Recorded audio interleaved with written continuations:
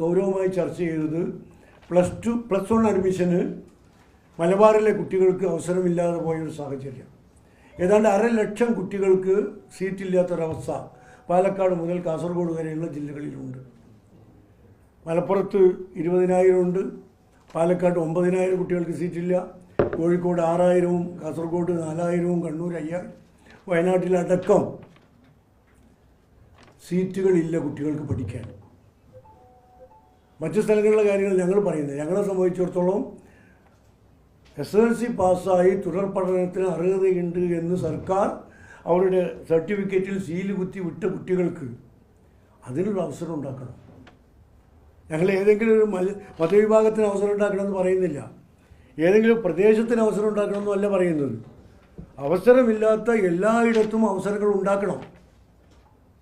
അപ്പോൾ ചില ആളുകൾ ഞങ്ങളോട് ചോദിക്കാറുണ്ട്, ചില പത്രക്കാരും ചിലപ്പോൾ ചോദിക്കും, നിങ്ങൾ കുറേ കാലം വിദ്യാഭ്യാസം കൈകാര്യം ചെയ്യില്ല, എന്താ ഉണ്ടായി?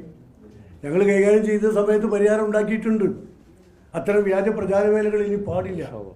ബഹുമാനപ്പെട്ട ബഷീർ സാഹിബും സൂഫി സാഹിബും അതുപോലുള്ള ആളുകളൊക്കെ വിദ്യാഭ്യാസ മന്ത്രിയായിരിക്കുമ്പോൾ അഡീഷണൽ ബാച്ച് കൊടുത്തിട്ടുണ്ട്. അബ്ദുറബ്ബ് സാഹിബ് വിദ്യാഭ്യാസ മന്ത്രിയായിരിക്കുമ്പോൾ 1400 അഡീഷണൽ ബാച്ചാണ് കൊടുത്തത്. ഇത്രയൊക്കെ ചെയ്തിട്ടുണ്ട്. അതുകൊണ്ട് അക്കാലത്ത് പ്രയാസങ്ങൾ ഇല്ലാതായി. പിന്നെ കഴിഞ്ഞ 8 കൊല്ലമായി ഒന്നും ചെയ്യാത്തത് കൊണ്ടാണ് ഇന്ന് ഈ പ്രയാസം ഉണ്ടാകുന്നത്. ഇപ്പോഴും പറയുന്നത് സീറ്റ് കൂട്ടാനാണ്. 65 കുട്ടികളാണ് ഇപ്പോൾ ക്ലാസ്സിൽ പഠിക്കുന്നത്.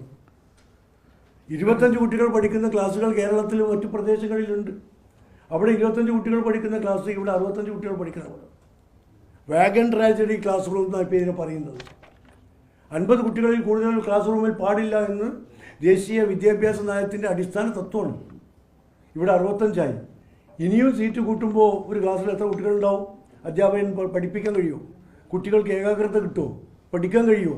അപ്പോൾ ഫലത്തിൽ ഈ കുട്ടികളുടെ പഠനം മുടക്കുകയാണ് ഗവൺമെൻറ് ചെയ്യുന്നത്. ഉത്തരവാദിത്വ ബോധമുള്ള ഒരു സർക്കാർ കുട്ടികൾക്ക് പഠിക്കാനുള്ള അവസരം ഉണ്ടാക്കി കൊടുക്കണം എന്നതാണ് ഞങ്ങളുടെ ആവശ്യം.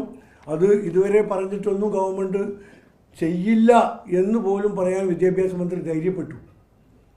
സമൂഹത്തോട്, തങ്ങളുടെ കീഴിലുള്ള ജനങ്ങളോട് ബാധ്യതയുള്ള ഒരു മന്ത്രിയിൽ നിന്നും വരാൻ പാടില്ലാത്ത ധിക്കാരപരമായൊരു ശബ്ദമായിരുന്നു അത്. ചെയ്യില്ല.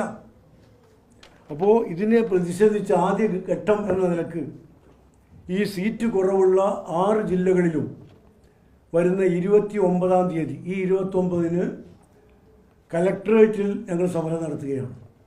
6 ജില്ലാ കലക്ടറേറ്റുകളിൽ പാലക്കാട്,